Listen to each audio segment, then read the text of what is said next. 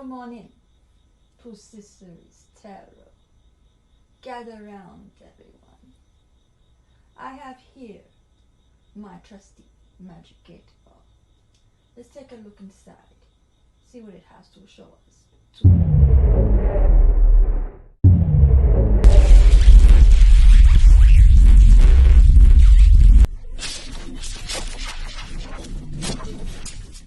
This is part 2 from the spiritual message from last week.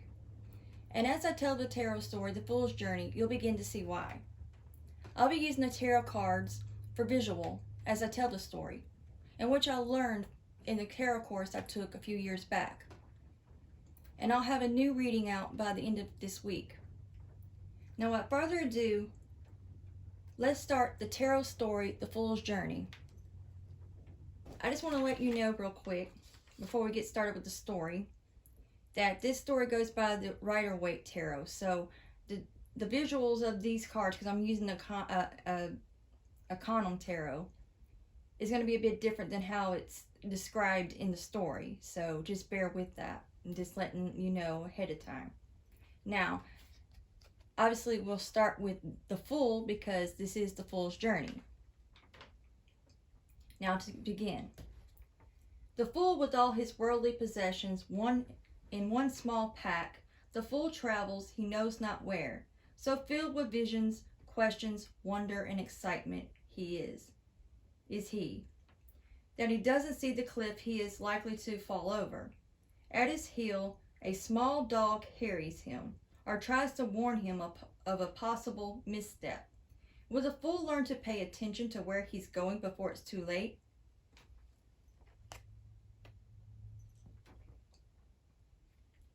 Traveling on his way, the Fool encounters the magician. Oh, this Mercury retrograde's getting me. Magician. Skillful, self-confident, a powerful magus, with infinite as a halo floating above his head. The magician mesmerizes the Fool. When asked, the Fool gives over his bundle pack and stick to the magician. Raising his wand to heaven, pointing his finger to earth, the magician calls on all powers. Magically, the cloth of the pack unfolds upon the table, revealing its contents. To the Fool's eyes, it is as if the magician has created the future with a word. All the possibilities are laid out, all the directions he can take. The cool, airy sword of intelligence and communication. The fiery wand of passions and ambition. The overflowing chalice of love and emotions. The solid pentacle of work, possessions, and body. With these tools, the Fool can create anything, make anything of his life. But here's the question. Did the magician create the tools, or were they already in the pack? Only the magician knows. And on this mystery, our elegant mage refuses to say a word. Continuing his journey, the Fool comes upon a beautiful and mysterious veiled lady enthroned between two pillars and illuminated by the moon. She is the opposite of the magician, quiet where he was loquacious, still where he was in motion, sitting while he stood, shrouded in the dim moonlight where he was out in the bright of day. Sensing that she is a great seer, the Fool lays out his sword, chalice, staff, and pentacle before her. The magician showed me these, but now I'm in a quandary. There are so many things I could do with them, I can't decide. The high priestess doesn't speak. Instead, she hands him a pair of old scrolls. Sitting himself at her feet, the Fool puts his decision-making on hold and reads by the light of her crescent moon. I didn't know any of this, says the Fool. The scrolls, like a secret manual, have given him insight into his new tools. This information helps me to narrow things down, but I'm still afraid of making a wrong decision. The words come to him, and then, not from without, but from within. What do your instincts tell you? The fool reflects on that, and that's when he knows what he should do. Decision made, he rises to leave, even though he suspects that the high priestess has more secrets she could reveal to him, like what lies beneath the pomegranate curtain. Right now, however, he is focused and ready to be on his way. Thanking the high priestess, he heads off. But as he leaves, he hears that inner voice rising like the waters which spring and flow from beneath her throne. We'll meet again when you're ready to travel the most secret path of all. Having decided what he will create with his tools, the fool strides forward, impatient to make his future a full-grown reality. This is when he comes upon the Empress. Her hair as gold as wheat, wearing a crown of stars and a white gown dotted with pomegranates. She rests back on her throne, surrounded by an abundance of grain and a lush garden. It is possible that she is pregnant.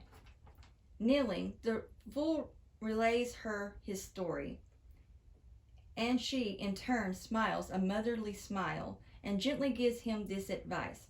Like newly planted grain on a newborn babe, a new life, a new relationship, a new creation is fragile. It requires patience and nurturing. It needs love and attention. Only this will bring it to fruition. Understanding at last that his creations will take time to develop. The fool thanks the Empress and continues on his way. The fool was given options by the magician and decided on one with help from the high priestess. He learned how to develop it thanks to the Empress. Now it has reached a stage where he must find a way to manage it. How to do this? He approaches a great emperor, seated on a stone throne. The fool is amazed by the emperor instantly, eagerly obeyed in every particular at how well his empire is run and organized. Respectfully, he asks the emperor how it is he does this, and the emperor answers, "Strong will and a solid foundation of laws and order. It's all very well," he explains to the fool, "to be imaginative, creative, instinctful, patient, but to control one must be alert, brave, and aggressive." Ready now to lead and direct rather than be led, the fool heads out with new purpose. Having created a solid foundation which to build his future, the fool is struck with a sudden fear. What if everything he's worked for is taken away, is stolen, or lost, or destroyed, or vanishes? Or what if what he's created isn't good enough? In a panic, he heads into a temple where he finds the Hierophant, a wise and holy man. Acolytes kneel before him, the man ready to pass on his teachings. The fool tells the Hierophant his fears and asks how he can be free of them. "There are two ways," says the Hierophant sagely. "Either give up that which fear to lose, so it no longer holds any power over you, or consider that what you will still have if your fear comes to pass. After all," the Hierophant continues, "if you did lose all you built, you would still keep the experience and knowledge that you have gained up to this point, wouldn't you?" "That is true," the fool says. "But what about the community, society, and friends I've discovered thanks to what I've created? More than knowledge and experience, I value them. If I lost all, I'd lose them too, wouldn't I?" "Not necessarily," the Hierophant answers, with warm glow in his compassionate eyes. "If your community has traditions that you all share, ethics and beliefs, then you'll never lose that fellowship, even if circumstances force you to part. You can even pass such on to your children, giving them the same fellowship with each other, with past generations." Hearing this, the fool feels his heart ease, as if knots of fear have been loosened. A sense of peace blankets him, and he takes a moment to thank the good Hierophant most profoundly. Stepping out of the sanctuary, he makes his way to a meeting with his friends. Tonight they will talk about how they can create lessons and traditions to preserve not only their experience and knowledge, but their community. The fool comes to a crossroad, filled with energy, confidence, and purpose, knowing exactly where he wants to go and what he wants to do, but he comes to a dead stop. A flowering tree marks the path he wants to take, the one he's been planning on taking, but standing before a fruit tree, marking the other path, is a woman. The fool has met and had relationships with women before, some far more beautiful and alluring, but she is different. Seeing her, he feels as though he's just been shot in the heart with Cupid's arrow. That's how shocking and how painful his recognition of her. As he speaks to her, the feeling intensifies, like finding a missing part of himself. It is clear that she feels the same about him. They finish each other's sentences, thinks the same thoughts. It is as if an angel above had introduced their souls to each other.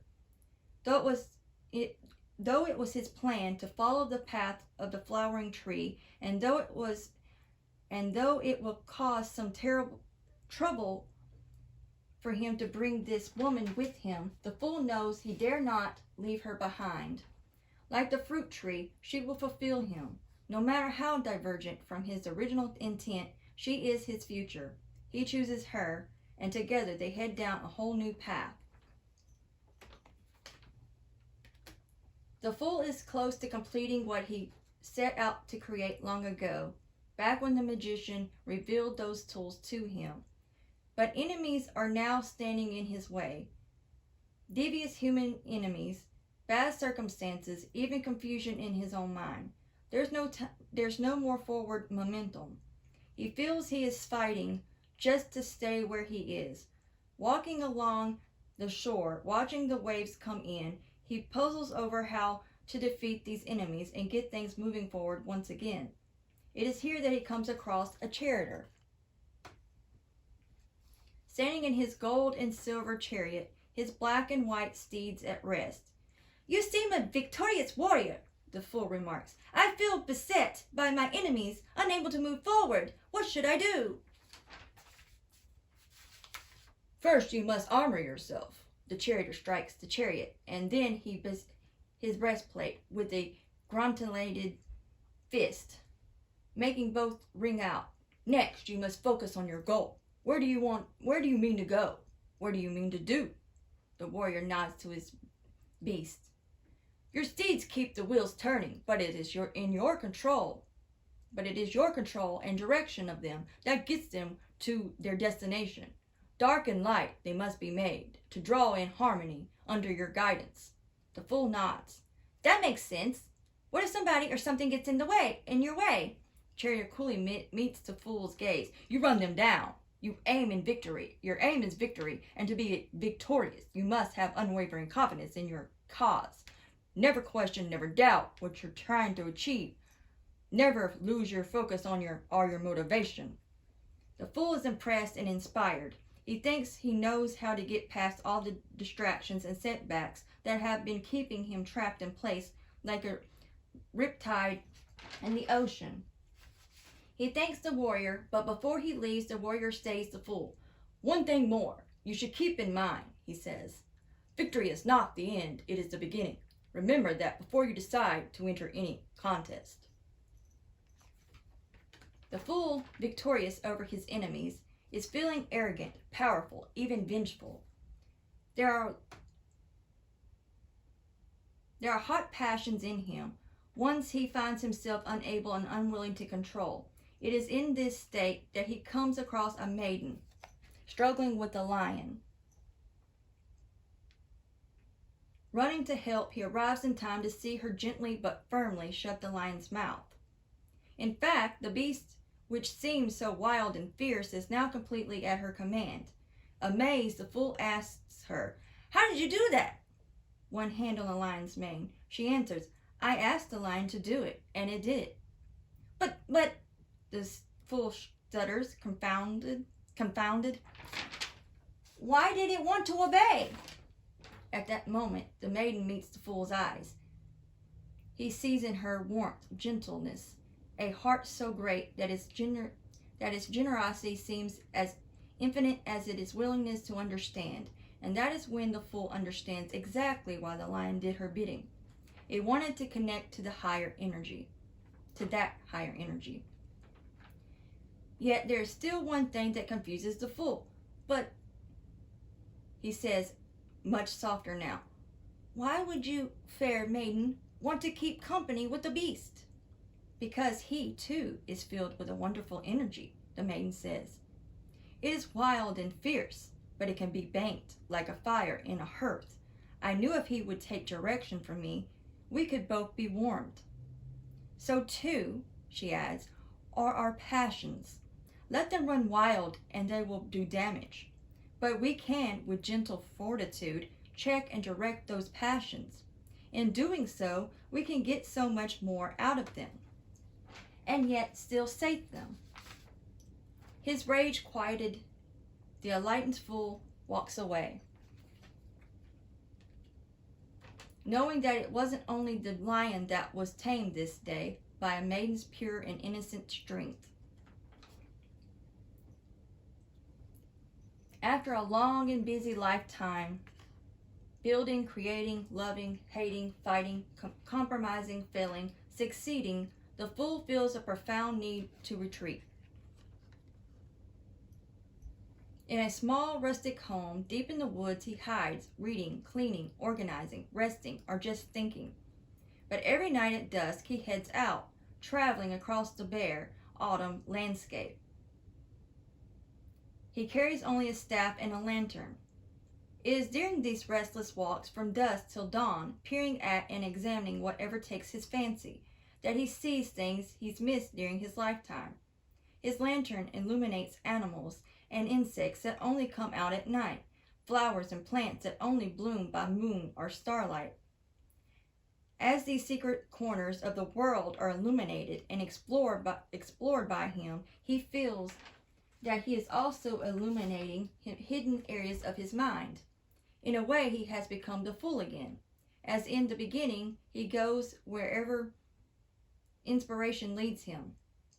Back then, however, his staff rested on his shoulder, carrying unseen his pack. The fool was like the pack, wrapped up, unknown. The hermit's staff leans out before him now, not behind, and it carries a lantern, not a pack. The hermit is like the lantern, illuminated from within by all he is, capable of penetrating the darkness. From out of hiding comes the fool into the sunlight, as if being pulled up from some low, dark point on a wheel. It is time for change. Staff in hand, he heads back into the world, expecting nothing. But strangely, things seem to happen to him as the hours go by, good things. Wandering by a water wheel, a woman offers him a drink in a golden chalice, and then urges him to keep the cup. As he wanders by a windmill, he stops to watch a young man swinging a sword. When he expresses his admiration of the weapon, the young man presses it into his hand, insisting he take it. And finally, he comes upon a rich merchant sitting in a wagon right over one of the wheels. The man hands him a bag of money. "I decided to give this to the 10th person who walked past me today," explains the merchant. "You're the 10th. The fool hardly thought he could be surprised, but he is. It is as if everything good that he ever did in life is being paid back to him threefold. All luck this day is his.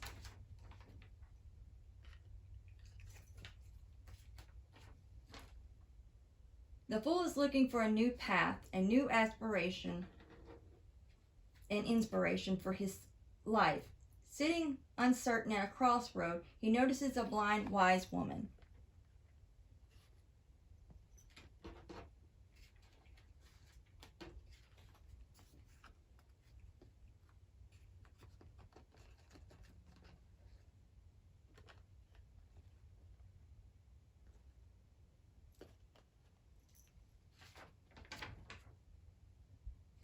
Listening to two brothers argue over an inheritance. They have come to her for judgment. One brother has the whole inheritance, the other had nothing. I ask that all of it be given to me, the poor brother demands, not only because I have a better right to it, but because I will not be wasteful of it as he is. But the rich brother protests, it is rightfully mine, and that's all that should matter, not what I do with it. The woman listens and awards half the rich brother's inheritance to the poor brother. The fool thinks this is only fair, but neither brother is happy. The rich one hates losing half his wealth, and the poor one feels he ought to have gotten all. You were fair, the fool remarks to the woman after the brothers left. Yes, I was, she answers plainly. With only half the inheritance, the rich one will stop being so wasteful, and the poor one will have as much as he needs. Even though they cannot see it, this decision was good for both. The fool thinks on this and realizes that he has spent his life achieving worldly ambitions and physical goods while leaving his spiritual self to starve. He ought to have given half his time and energy to his spiritual self, but he didn't. It's no wonder that he feels unbalanced. Thanking the woman, he heads out to restore equilibrium to his inner scales.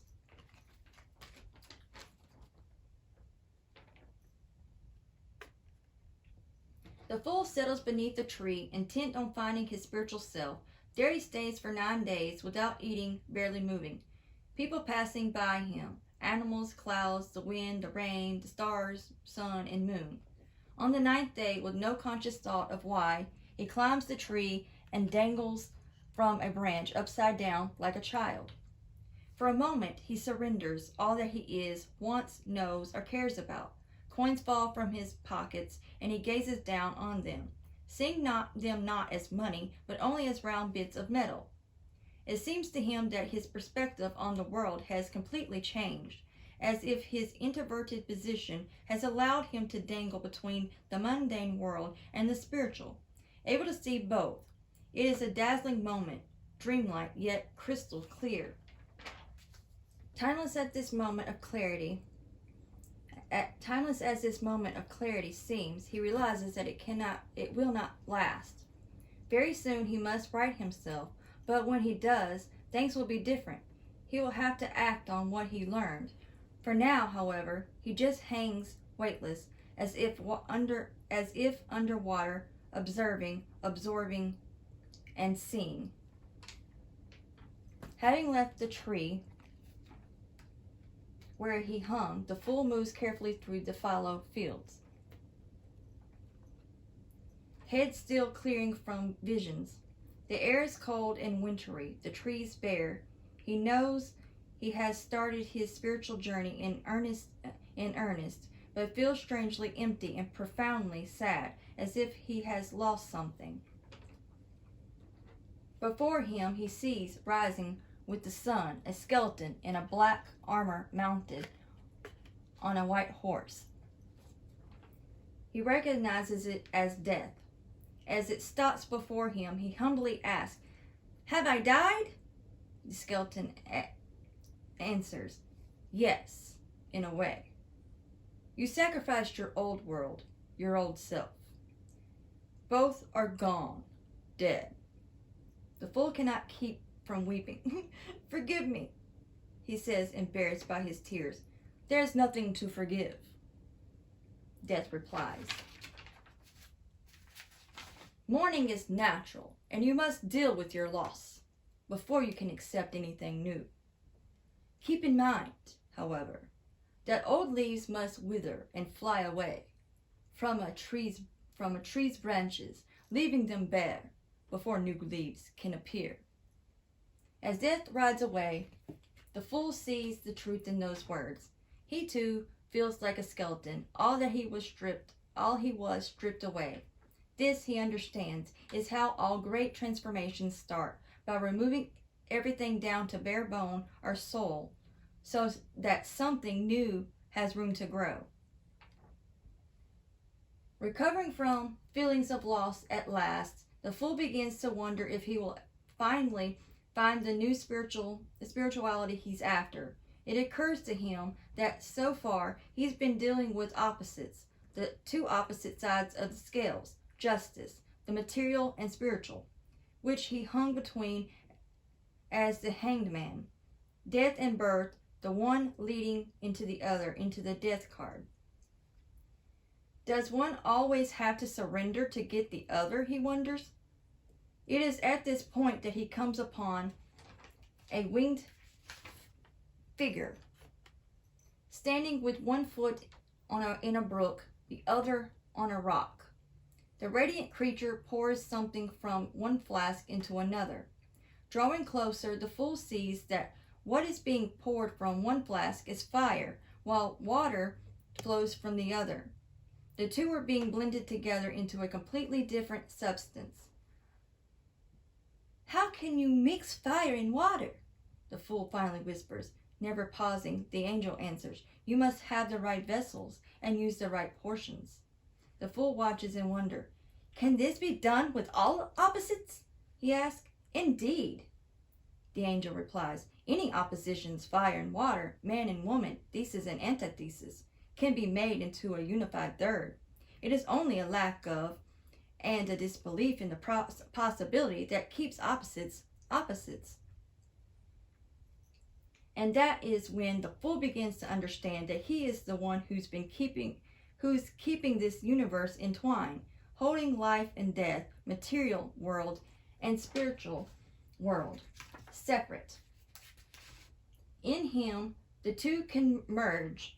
All it takes, the fool realizes, is the right proportions, the right vessel, and enough faith that the two can be unified. Now, before I get to this next part of the story, in tarot, the devil represents the mystical Pan. And in no way am I encouraging listening to the devil. It's part of the story. Now to proceed. The fool comes to the foot of an enormous black mountain where reigns a creature.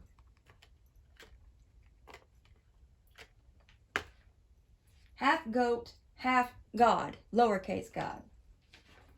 At his hooves,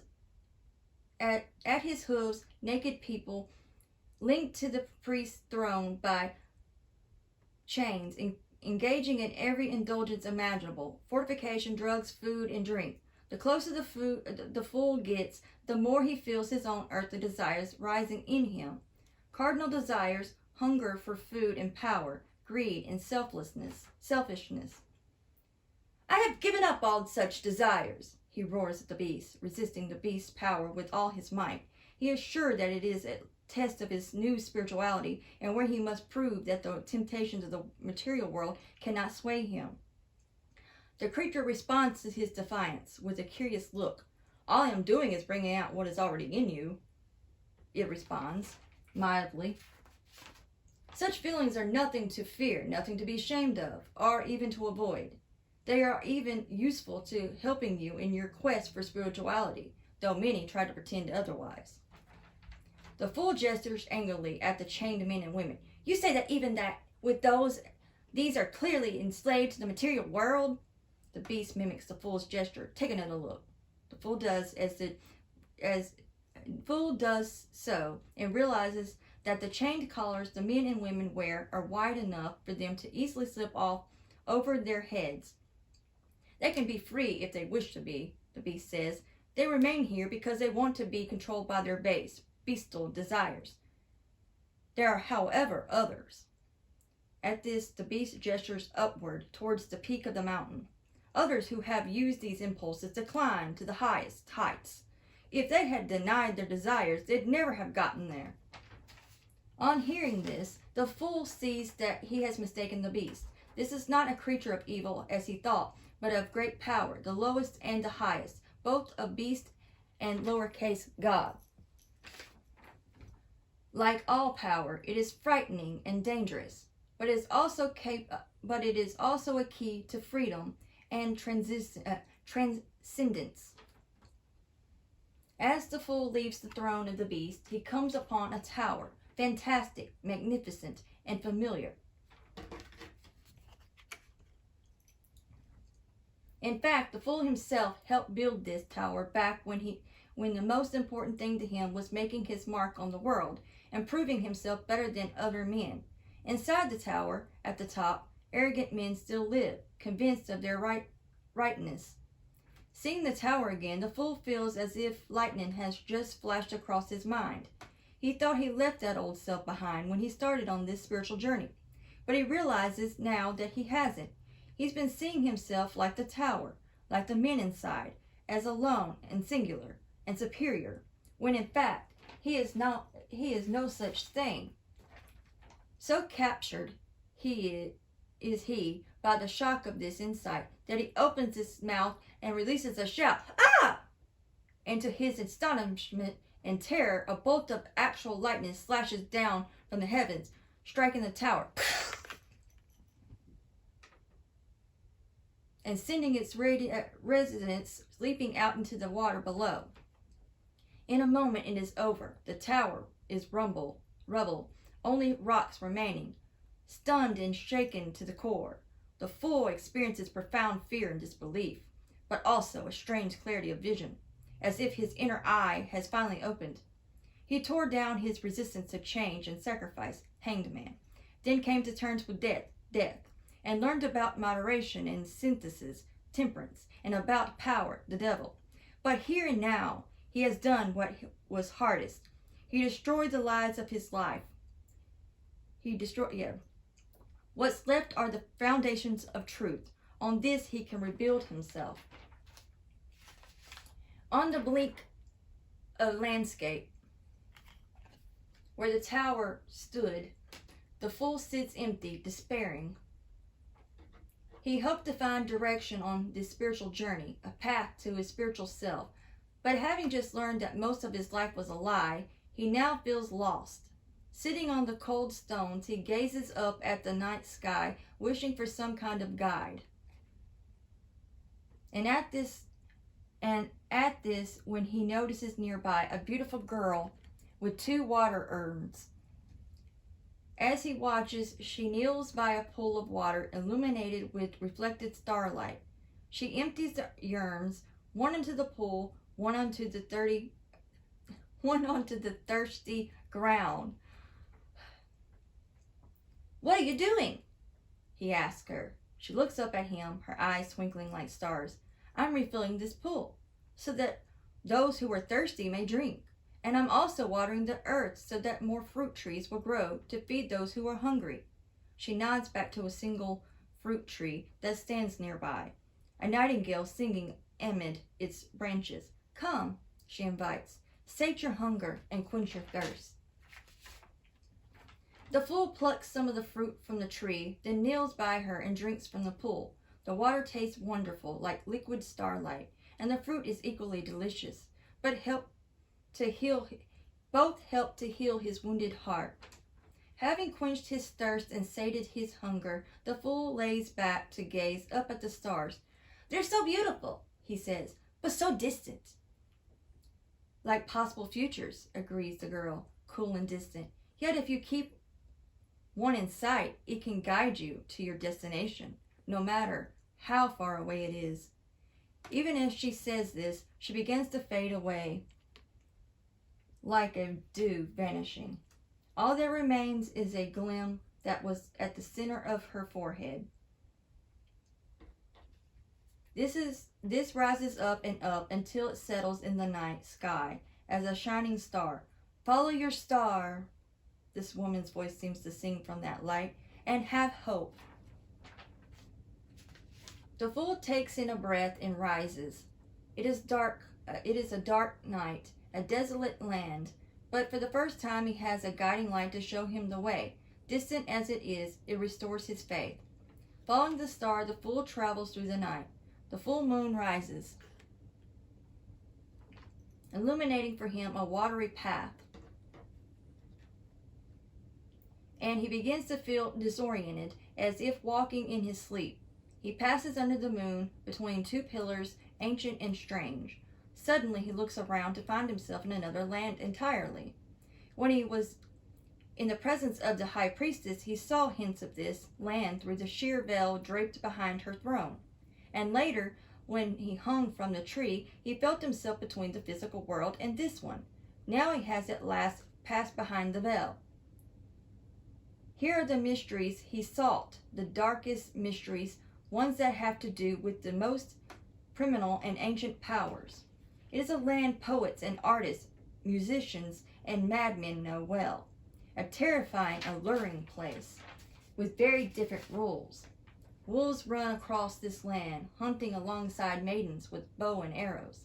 Creatures from childhood nightmares and fantasies peer from shadows, eyes glowing. The path the fool was walking is now a river, and he stands hip deep in the powerful pool of its salty waters. There is on the nearby shore a small boat.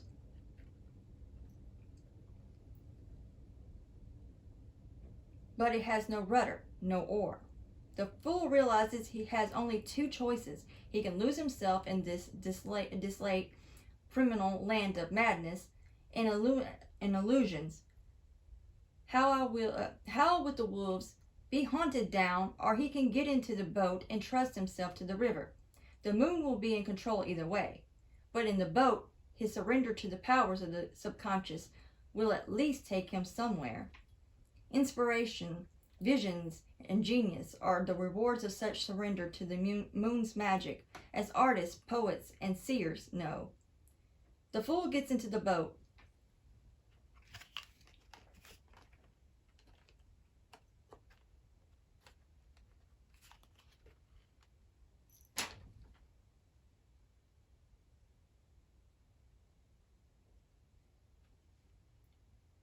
And shoves off as the water sweeps him away. Moonbeams light his path, and he feels the mistress of this dark land gazing down at him with the high priestess' approving eyes. The fool wakes at dawn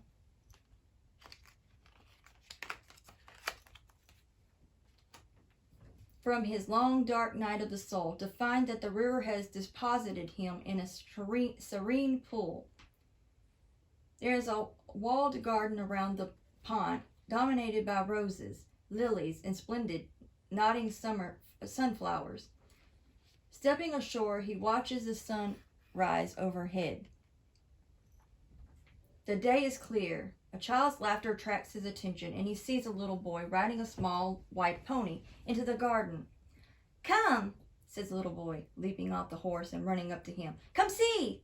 The child proceeds to take the fool's hand and enthusiastically points out all manner of things, the busy insects in the grass, the seeds, the petals on the sunflowers, the way the light sparkles on the pond. He asks questions of the fool, simple but profound ones, like, "Why is the sky blue?" He sings songs and plays games with the fool. At one point, the fool stops blinking up at the sun, so large and golden overhead, and he finds himself smiling, wider and brighter than he has in a very long time. He has been tested and tried, confused and scared, dismayed and amazed.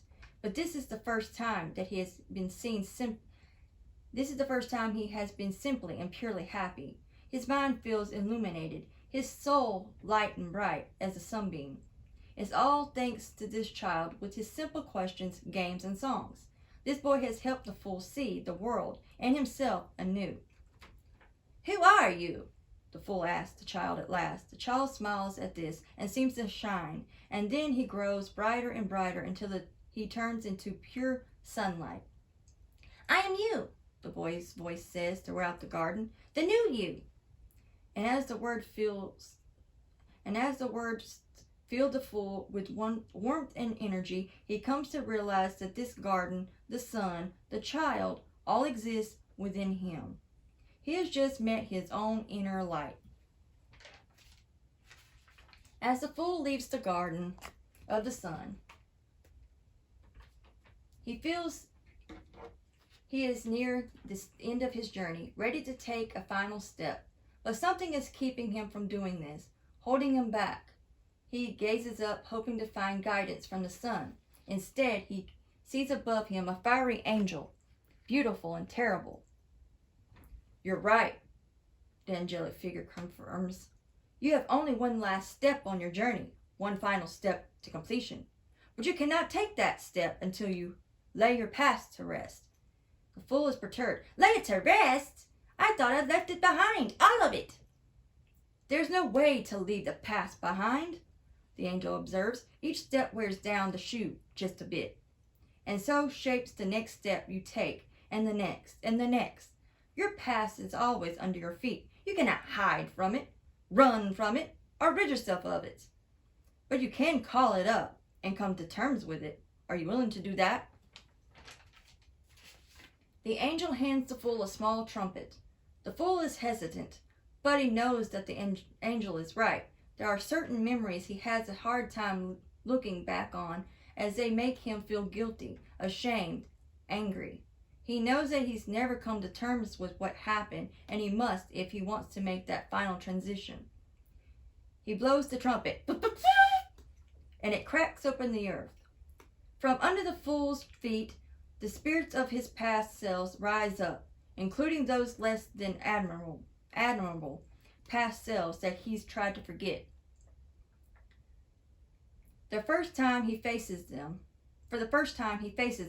there he sees nothing to fear. They were him once upon a time, but not now.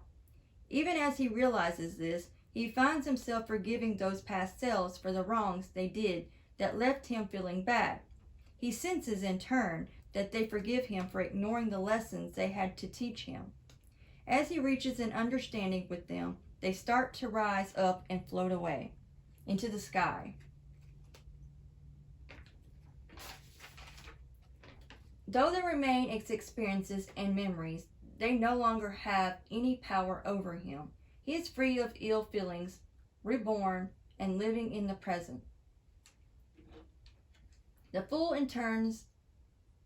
turns to take that final step along his final path, and finds to his bemusement that he is right back where he started, at the edge of that very same cliff he almost stepped over when he was young and too foolish to look where he was going. But now he sees his position very differently. He thought he could separate body and mind, learn all about one, then leave it to learn about the other. But in the end, it is all about the self, mind and body, past and future, the individual and the world. All one, including the Fool and the mystic, who are both doorways to the secrets of the universe. With a knowing smile, the Fool takes that final step right off the cliff and soars higher and higher until the whole world is his to see, and there he dances surrounded by a yawning of stars,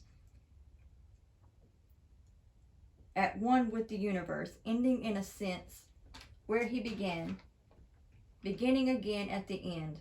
The world turns and the Fool's journey is complete. And I added this last part myself. Where there's an ending is a new beginning. Where's your Fool's journey? Where will your Fool's journey take you? My new chapter is me turning 40 in October. Let me know in the comments where your new chapter is taking you. I hope you enjoyed that story and that it gave you some kind of enlightenment and awareness, and have more of an understanding of how the story unfolds, with how tarot actually has story meanings behind them, a little bit more in depth. And I hope you enjoyed it, and I'll have a new reading by the end of this week. So until next time, God bless, and don't forget to like, share, and subscribe.